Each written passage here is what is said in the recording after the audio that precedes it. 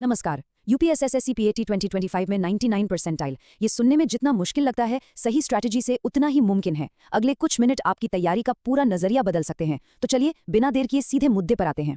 सबसे पहले जरा इस नंबर को देखिए, 19,43,000। ये कोई छोटा मोटा आंकड़ा नहीं है।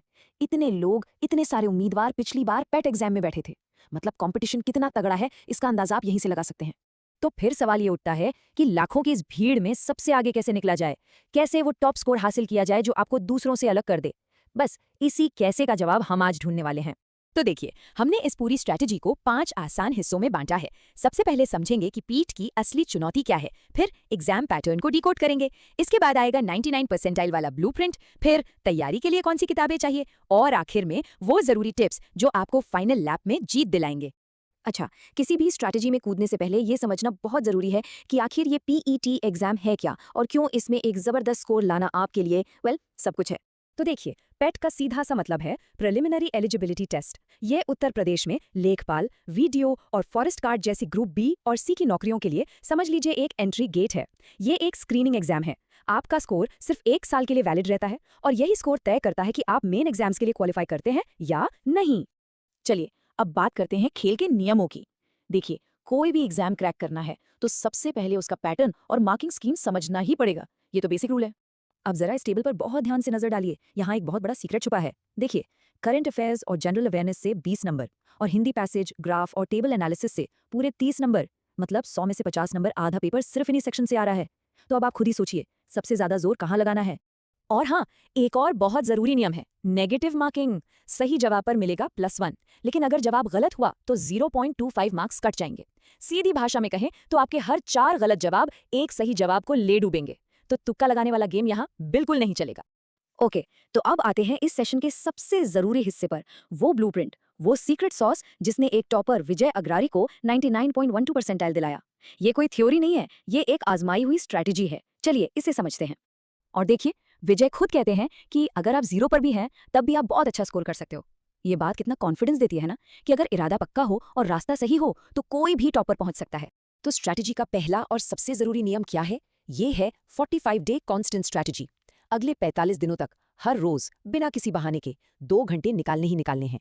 1 घंटा लगाना है मंथली करंट अफेयर्स पर, चाहे यूट्यूब से पढ़े या मैगजीन से, और दूसरा 1 घंटा देना है यूपीएसएससी के पिछले साल के पेपर सॉल्व करने पर।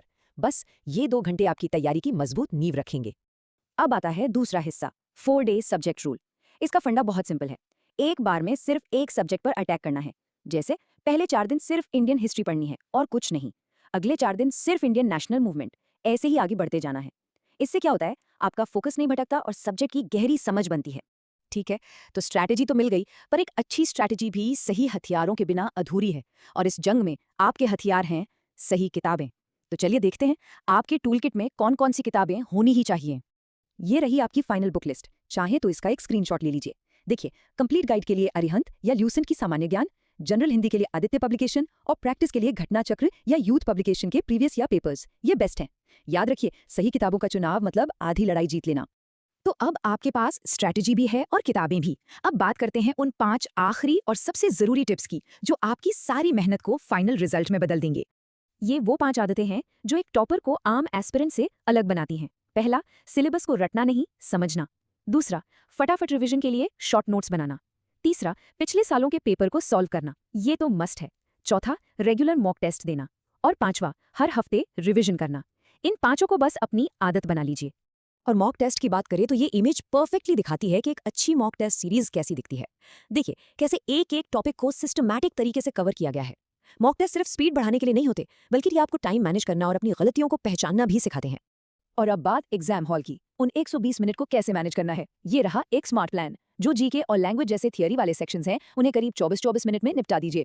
और जिन सेक्शन में कैलकुलेशन है, जैसे रीजनिंग और डेटा इंटरप्रिटेशन, उनके लिए 30-30 मिनट रखिए। और सबसे जरूरी, आखिर के 10-12 मिनट सिर्फ रिव्यू के लिए बचाकर चलिए। तो आखिर में बस एक बात याद रखिएगा, हाई स्कोर सब कुछ पढ़ने से नहीं आता, ये आता है सही चीजों को सही तरीके से पढ़ने से। इस एग्जाम में हार्डवर्क से ज्यादा स्मार्ट वर्क काम आएगा। तो अब आखिरी सवाल आपसे है, 99 परसेंटाइल तक पहुंचने का ये सफर, ये यात्रा कब शुरू हो रही है? देखिए, रास्ता आपके सामने है, अब बस पहला कदम उठाने की देर है।